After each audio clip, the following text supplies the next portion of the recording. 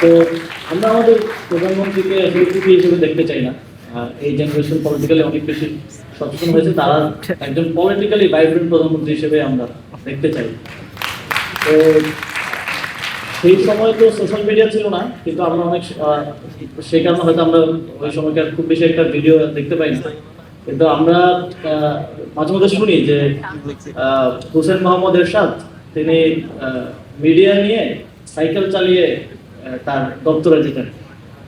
তো এটা ছিল তার একটা পাবলিসিটি স্টান্ট, পপুলিস্ট যে অবস্থা। একই জিনিস আমরা মনে হয় আবার দেখছি। কিন্তু আমরা আশা রাখবো যে আমাদের রাজনৈতিক সরকারের প্রধানমন্ত্রী একটু রাজনৈতিক হবেন এবং আমাদেরকে রাজনৈতিক জাতি হিসেবে রাজনৈতিক দিশা দেখানোর ক্ষেত্রে ভূমিকা রাখবেন। আমাদের একটা বড় চ্যালেঞ্জ যে ইদানিংকার সময়ে, বিশেষ করে আমরা যারা রাজনীতিতে আছি, আমাদের অনেক নারী সহযোদ্ধারা রাজনীতি করেন। একটা বড় চ্যালেঞ্জ আমরা ফেস করি যে সোশ্যাল মিডিয়া সহ যে ডিজিটাল স্পেসে তাদের হ্যারাসমেন্ট, এটা অনেক বড় একটা চ্যালেঞ্জ। শুধু আমাদের নারী সহকর্মীরা না, আমাদের পরিবারের নারী সদস্যরাও এটা মানে শিকার হন, খুব বাজেভাবে শিকার হন। এবং সেক্ষেত্রেও খুব ভালো কোনো পন্থা আমাদের কাছে নাই যেটা দিয়ে আমরা আসলে এইটার একটা প্রোটেকশন পেতে পারি, কিংবা এটা যে পরিমাণ স্কেল এটা হয়, ওই স্কেলে এটার বিচার নিশ্চিত করার প্রক্রিয়াটা আমাদের কাছে আসলে নাই। আমাদের একটা ডিজিটাল নিরাপত্তা আইন আছে, এটা বিভিন্ন সময় বিভিন্ন সংস্কার হয়েছে, এটা নিয়ে অনেক ধরনের বিতর্ক আছে।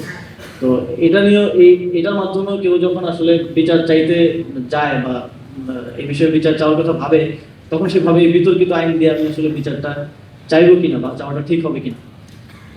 এবং আমরা এই 5 আগস্টের পর আমাদের রাষ্ট্রের কাঠামোগত সংস্কারের আকাঙ্ক্ষার পাওয়ারটা অনেক উপরে থাকলেও আমরা সেখানে পৌঁছাতে না পারলেও কিছু ক্ষেত্রে অগ্রগতি হয়েছিল, কিছু ক্ষেত্রে আমরা হাঁটি হাঁটি পা করে সামনের দিকে যাওয়ার চেষ্টা করছিলাম।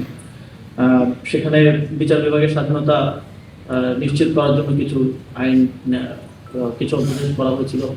মানবাধিকার এবং গুম প্রতিরোধ সংক্রান্ত অধ্যাদেশ করা হয়েছিল, কিন্তু আমরা দেখলাম বর্তমান সরকারের সময় সেগুলো বাতিল করে দেওয়া হলো, ল্যাপস করে দেওয়া হলো। তারা একটা যুক্তি দেওয়ার চেষ্টা করেছেন যে তারা আরো ভালো আইন করবেন, কিন্তু দুঃখজনকভাবে তারা যে প্রস্তাবনা যেখানে দিয়েছেন সেখানে সেই কথাগুলো বলেন না, সেখানে তারা ভিন্ন কথা বলেছেন। তো ভালো আইন করলে এই অধ্যাদেশগুলোকে আইনে পরিণত করে পরেও তো এটার মধ্যে সংস্কার আনা যেত, এটা সংশোধন আনা যেত। এটা বাতিল করে দেওয়ার কোনো প্রয়োজন ছিল না। তো বাতিল করার মধ্য দিয়ে আমরা আসলে তাদের সদিচ্ছার যে অভাব আছে এটাই দেশবাসীর কাছে প্রতীয়মান হয়েছে। এবং তারা যখন আবার নতুন আইন করার কথা বলে, সেটা অনেকটা দায়সারা টোনে বলেন বলেই আমাদের মধ্যে এই আস্থার সংকটটা তৈরি হয়েছে। আমরা অনেকটা বলা যায় জাতি হিসেবে মানে ভূতের মতো উল্টো পায়ে এবং উল্টো পথে হাঁটছি আর কি। তো এখান থেকে উত্তরণের জন্য আমাদের হয়তো আরো দীর্ঘ লড়াই সামনের সময়ে করতে হবে, এবং আমাদের এই ধরনের আলোচনাগুলো এবং আমাদের একসাথে বসার কথা বলা নিজেদের মধ্যে এবং একই সাথে দেশবাসীকে সেটা দেখার সুযোগ করে দেয় এবং সচেতনতা বৃদ্ধি করার জন্য আরো কাজ করে যেতে হবে। তো আমার মনে হয় যে এই কাজগুলো করার ক্ষেত্রে, যেটা আমি প্রথমে বললাম যে অন্তর্বর্তীকালীন সরকারের একটা বড় বিষয় সদিচ্ছা ছিল, কিন্তু ওই রকম পলিটিক্যাল সক্ষমতার অভাব ছিল, এটা আজকের দিনে দাঁড়িয়ে স্বীকার করতে হয়। ওই যে সেন্সিটিভ কিছু বিষয়ে হাত দেওয়ার ক্ষেত্রে একটু যে রয়েছে, কিংবা সবাইকে মানিয়ে নিয়ে কাজ করা, যে সবার মতামত নিয়ে সবার থেকে শুনে, যে সবাইকে একমত করে তো আপনি ভালো কাজ করতে পারবেন না, সবার ইন্টারেস্ট ঢুকে যাবে ওইখানে, সবার ইয়ে ঢুকে যাবে। তো ওই কারণে অনেক কাজ সরকার করতে আসলে ব্যর্থ হয়েছে, যেটা করার একটা সুবর্ণ সুযোগ আমাদের কাছে ছিল। এবং আসলে সরকারের এজেন্সি এবং সরকারের অথরিটি নিয়ে অনেক কোশ্চেন, অনেক কিছু মুখোমুখি হতে হয়েছে। আমরা এই একটা নতুন সরকার এসেছে, নতুন সরকারকে আমরা দেখছি, আমরা সমালোচনা করছি, রাজনৈতিক দল হিসেবে আমরা কথা বলছি, এবং আমরা দেখছি যে এই সরকারের মধ্যে একটা আমাকে যদি বলেন অন্তর্বর্তীকালীন সরকার একটা সমালোচনা করতে, তাহলে আমি সমালোচনা করবো যে সরকারের মধ্যে রাজনীতি মানে অভাব ছিল আর কি। সরকারের রাজনৈতিক সিদ্ধান্ত নেওয়ার ক্ষেত্রে বা রাজনীতিটাকে ফেস করার ক্ষেত্রে এক ধরনের মানে স্বাভাবিক, অধিকাংশ মানুষের ব্যাকগ্রাউন্ড তো পলিটিক্যাল ছিল না সেই সরকার।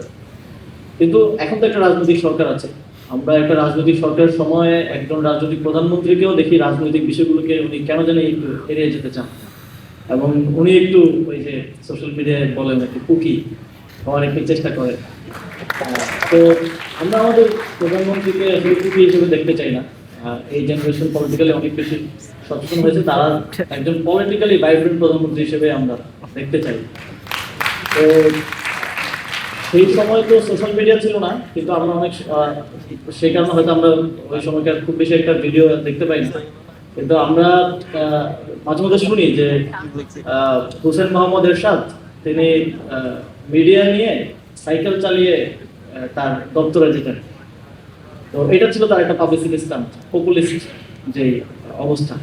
একই জিনিস আমরা মনে হয় আবার দেখছি, কিন্তু আমরা আশা রাখবো যে আমাদের রাজনৈতিক সরকারের প্রধানমন্ত্রী একটু রাজনৈতিক হবেন এবং আমাদেরকে রাজনৈতিক জাতি হিসেবে রাজনৈতিক দিশা দেখানোর ক্ষেত্রে ভূমিকা রাখবেন।